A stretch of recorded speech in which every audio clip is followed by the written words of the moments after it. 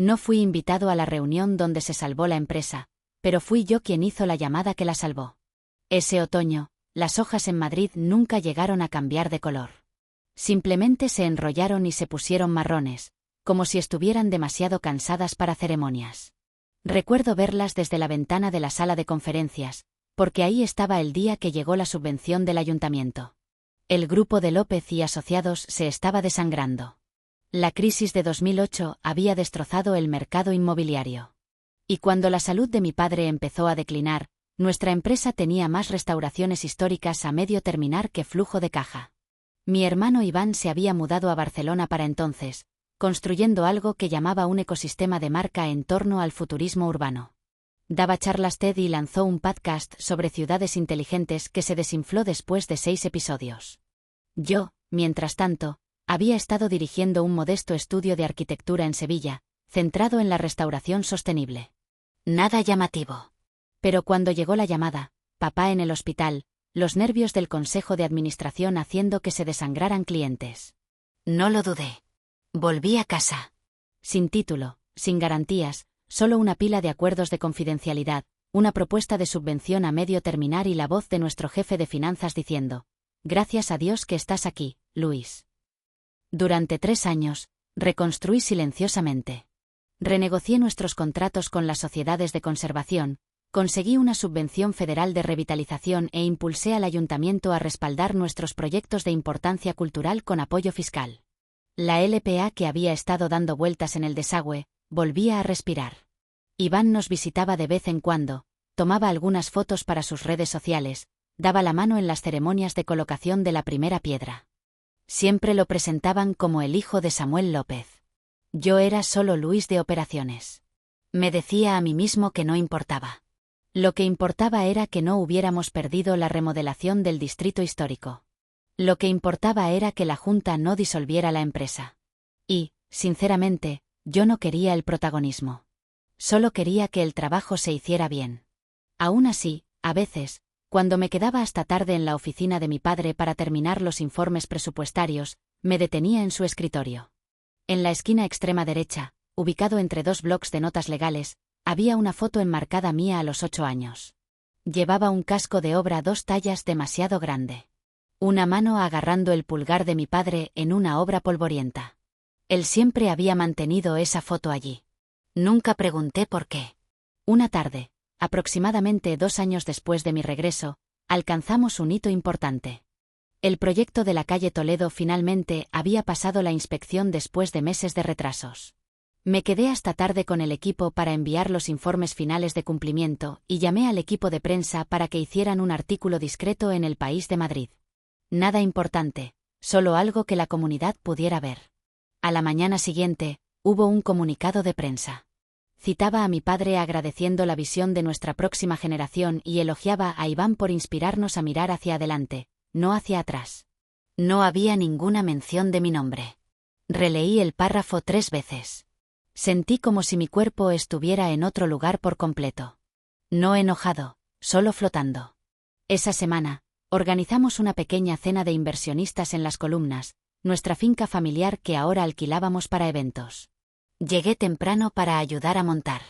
Estaba ajustando una representación enmarcada de nuestro último proyecto cuando miré hacia la mesa principal. La pieza central había sido reemplazada. Donde antes estaba mi foto de la infancia en el escritorio de mi padre, ahora había una foto brillante de 11x14 de Iván estrechando la mano del alcalde en una conferencia tecnológica. Sonriendo, confiado, iluminado perfectamente. No dije una palabra. Simplemente me excusé y di un paseo detrás del jardín. Me apoyé contra la pared de piedra que mi bisabuelo había colocado a mano y escuché el viento correr a través de las ramas desnudas. Y por primera vez en años, me pregunté si el trabajo no era suficiente, que lo sería. Comenzó con el lugar de estacionamiento, el que está afuera del edificio de oficinas del centro marcado con un pequeño letrero blanco, reservado y López. Me detuve cuando lo vi.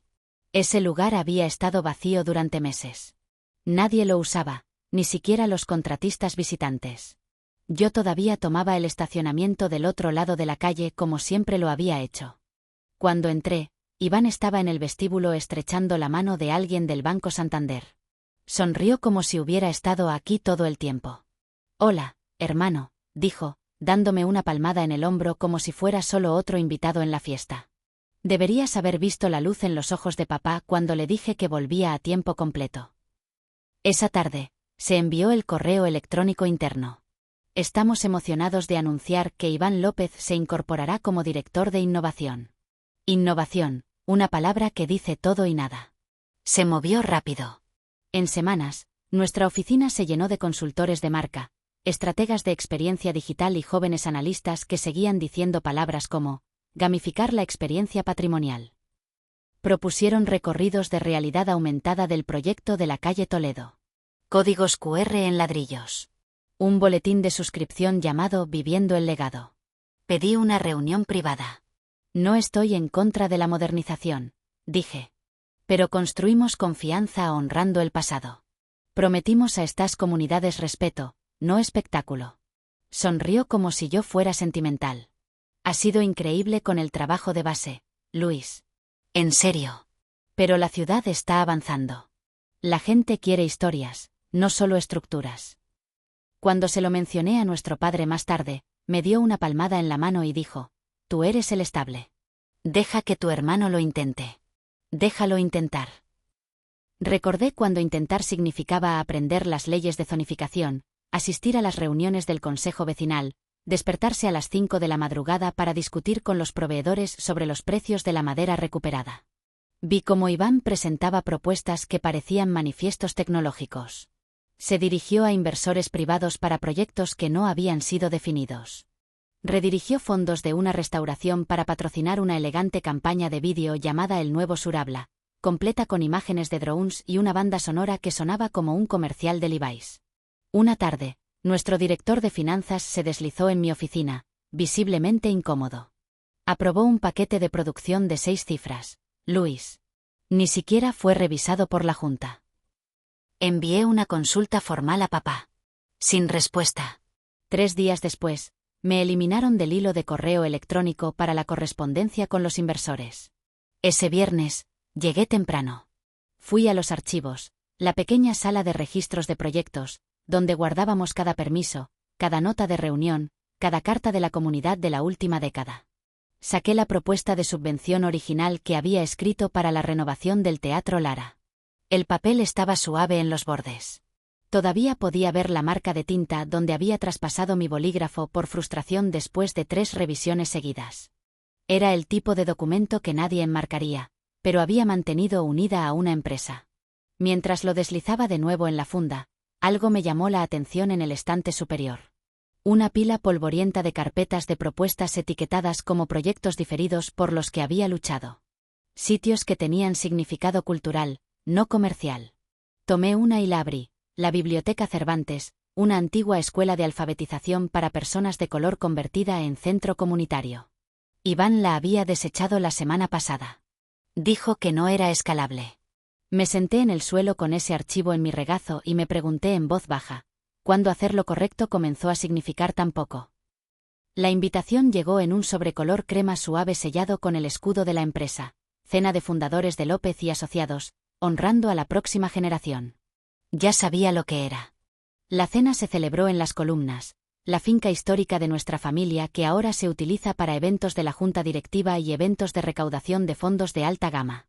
Yo mismo la había restaurado, negociado cada permiso de ventana, elegido la pintura que coincidía con el acabado original de 1894, incluso rescatado las cornisas podridas con mis propias manos. Y ahora iba a asistir como invitado. Cuando llegué, Iván ya estaba presidiendo debajo de la lámpara de araña, con la corbata ligeramente deshecha para dar efecto. Una pancarta de marca colgaba detrás de él, construyendo el futuro López próximamente. Me congelé ante la frase, sin asociados, solo López. La cena se sirvió debajo de una carpa de luces de hadas. Me colocaron en una mesa lateral con miembros jubilados de la Junta y algunos consultores junior. La mesa principal donde estaba sentado mi padre tenía una silla vacía. Por un momento, pensé que era mía. Pero justo antes de que comenzaran los discursos, Iván caminó detrás de mi padre y tomó ese asiento. El fotógrafo tomó una foto. Y cuando brindaron por el nuevo capítulo, nadie miró en mi dirección. El discurso fue corto. Mi padre se levantó lentamente, con la voz más delgada de lo que recordaba, pero clara. Esta noche se trata de legado, dijo, y sobre el coraje de mirar hacia adelante. Construí esta empresa sobre la tradición, pero el futuro pertenece a aquellos que pueden reimaginarlo. Colocó una mano sobre el hombro de Iván. Está en las manos correctas ahora. Iván entiende lo que sigue. La multitud aplaudió.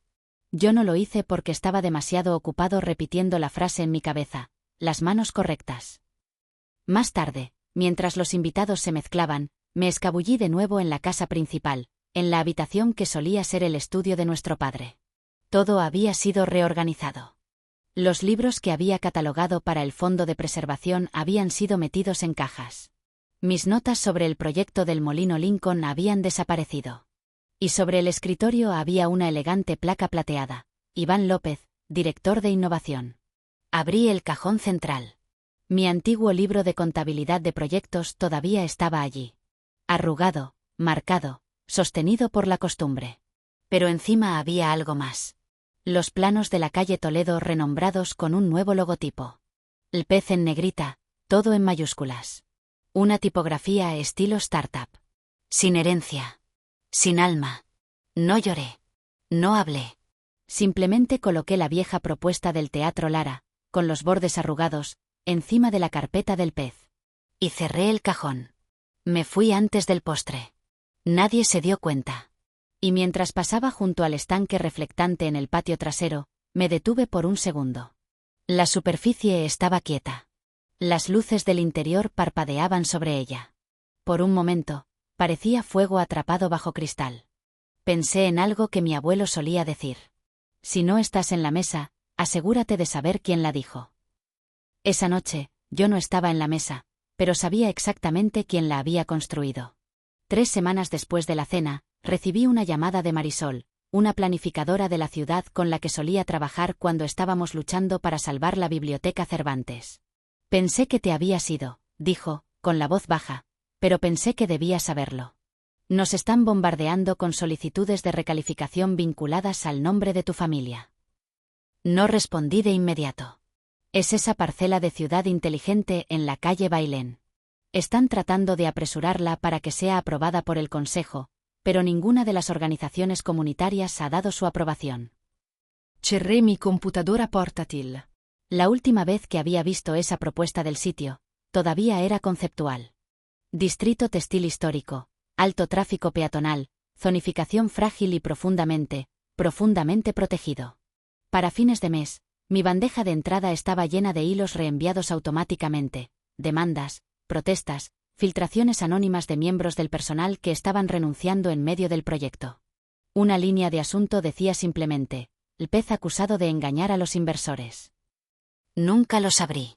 No necesitaba hacerlo porque sabía exactamente dónde aparecerían las grietas. Iván había tomado lo que construimos, estable, meticuloso, doloroso, y lo había convertido en una presentación. Había prometido estudios de impacto antes de comenzar la construcción. Mintió sobre los permisos. Atrajo capital de riesgo de empresas tecnológicas de fuera del estado que pensaban que la revitalización significaba colocar un kiosco con pantalla táctil junto a una placa de bronce, y ahora se estaba desmoronando. El ayuntamiento congeló el proyecto de la calle Bailén. El alcalde se distanció en una declaración. Los antiguos clientes se retiraron por completo de las renovaciones del centro. Lo peor vino en forma de foto. Un amigo me la envió por mensaje de texto. Sin título, solo una imagen tomada afuera de las columnas un jueves por la tarde. Estacionamiento vacío, setos descuidados, una pancarta descolorida medio descolgada de la puerta ondeando de lado con el viento. Sin gente, sin luces, solo un nombre siendo recuperado lentamente por el clima. Mi padre tuvo un derrame cerebral leve el día en que la votación del consejo se hizo pública. Iván voló a Denver para reunirse con los patrocinadores. Yo me quedé en casa, no porque no me importara, sino porque entendía algo que nadie más en esa familia parecía aprender nunca. Cuando una casa se derrumba, no vuelves corriendo adentro solo porque ayudaste a construirla. Ese fin de semana, pasé por las columnas por última vez. No entre. Simplemente me estacioné al otro lado de la calle y observé cómo un equipo de limpieza cargaba los restos en una camioneta. Centros de mesa, sillas plegables, señalización sin usar. Entonces la vi a ella. Clarisa, la esposa del jardinero, que había estado allí desde que era niño. Estaba arrancando malezas en la puerta principal, de espaldas a mí. Casi bajo la ventana, casi grito su nombre, pero no lo hice porque no quería escuchar la pregunta en su voz. ¿Dónde estabas cuando todo se vino abajo? Esa noche, me senté en la mesa de mi cocina con la carpeta de la propuesta de la Biblioteca Cervantes. No la había abierto en más de un año. Dentro había una copia de una carta de la comunidad firmada por 32 familias pidiendo nuestra ayuda. Tenía manchas de café en los márgenes, mis notas en lápiz. Los bordes estaban curvados por la exposición al calor, dejados demasiado cerca del radiador probablemente durante una noche larga. Era, sin exagerar, lo mejor que nunca llegamos a hacer. Así que levanté el teléfono, no para llamar a mi padre, ni a Iván, sino a alguien más, alguien que todavía creía en lo que significaba la restauración. Y a la mañana siguiente, envié un paquete. Sin dirección de remitente, sin nota, solo 3 cosas. Una copia de la propuesta original de Cervantes. Una unidad flash con mi auditoría completa de las violaciones de zonificación de Iván. Una sola línea escrita a mano en tinta azul. El legado no es lo que dices que estás construyendo. Es lo que sobrevive cuando tu nombre se desvanece. 6 meses después, la antigua Biblioteca Cervantes abrió sus puertas de nuevo. No con un corte de cinta, no con titulares o cámaras de noticias, solo un correo electrónico silencioso a los grupos vecinales, y un folleto de papel pegado a los tablones de anuncios de las iglesias. Espacio de recursos comunitarios, ahora abierto, bienvenidos de nuevo. La gente vino con sillas plegables, libros de segunda mano e historias. No sabían mi nombre, y ese era el punto. Había utilizado el último de mis ahorros y una compra discreta de 2 organizaciones sin fines de lucro de preservación para formar una nueva iniciativa. Sin marca, sin señalización de mármol, solo una misión de 4 palabras: respetar a la gente primero. El edificio conservó sus cicatrices, ladrillo visto de los cimientos originales, pisos irregulares de donde el techo se había hundido durante años. No arreglamos el pasado, lo honramos, y lentamente la gente apareció. Madres solteras buscando espacio para tutorías. Un arquitecto jubilado que quería volver a enseñar dibujo a mano. Una chica con auriculares rosas que se sentaba en la misma silla todos los martes solo para leer en silencio. Nadie preguntó quién era el dueño del lugar, y yo no lo ofrecí porque no importaba. Una tarde lluviosa, recibí una carta. Era de mi padre. El sobre era delgado, la escritura a mano, temblorosa. Luis, no sé cómo empezar. Sé que intentaste proteger lo que construí, y sé que no te vi. No completamente. Me dicen que Iván está bajo investigación. No he sabido nada de él. Echo de menos el sonido de tus talones en el pasillo. Echo de menos tu orden. Si estás dispuesto a hablar, la puerta está abierta, papá. No respondí, no por enojo, sino porque algunas puertas no están destinadas a ser reabiertas. Algunas están destinadas a permanecer exactamente como están, cerradas con silencio al otro lado. Semanas más tarde, me encontré con Clarisa en el mercado de agricultores. Me preguntó si había oído que el pez había cerrado oficialmente. Los activos estaban siendo liquidados, el personal despedido. Dijeron que el liderazgo colapsó, dijo, con la voz plana. Dijeron que no había dirección. Asentí. Me miró durante mucho tiempo, luego preguntó suavemente, ¿alguna vez recuperaste tu foto? Sonreí porque no lo había hecho, pero había enmarcado algo más. Dentro del edificio Cervantes, en la sala de lectura trasera, había colgado una foto que había encontrado enterrada en los archivos. No mía, de mi abuela. Estaba de pie sobre andamios, las mangas enrolladas, un lápiz detrás de la oreja, apuntando a una columna durante una renovación de la iglesia en 1965. Sin casco, sin portapapeles, solo resolución. Nunca le habían dado crédito por su trabajo, pero ella estaba allí. Coloqué una pequeña placa debajo del marco. Ella construyó antes de que la dejaran firmar. En ese momento, entendí que no estaba reconstruyendo su legado. Estaba reclamando el mío propio, y no necesitaba un escudo o una placa de identificación o un titular para hacerlo. Solo necesitaba ladrillos, luz, Una llave que girara en la puerta cada mañana y personas que recordaran lo que se había perdido y se sintieran vistas en lo que había regresado. Luis nunca emitió un comunicado de prensa. Nunca apareció en un podcast, ni escribió un libro de memorias, ni afirmó que la empresa le había hecho daño. No tenía que hacerlo porque allí, en el medio de la ciudad, estaba un edificio que había salvado. Hablaba por él, y decía más de lo que Iván podría haber dicho jamás. Era otoño de nuevo en Madrid. Los árboles cambiaron de color correctamente esta vez, ricos ocres y rojos, como si finalmente se les permitiera sentir todo a la vez. Visité las columnas una última vez, no para entrar, solo para pararme al otro lado de la calle, a través del tiempo, y mirar. La finca estaba tranquila. El edificio había sido embargado y estaba esperando ser comprado. Las letras del pez habían sido despegadas de la puerta principal, dejando atrás tenues contornos, fantasmas de un nombre que nunca estuvo destinado a durar.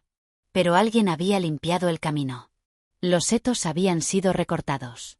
Y justo en la entrada, fijado a la valla de hierro con 4 pernos silenciosos, había algo nuevo. Una placa de bronce.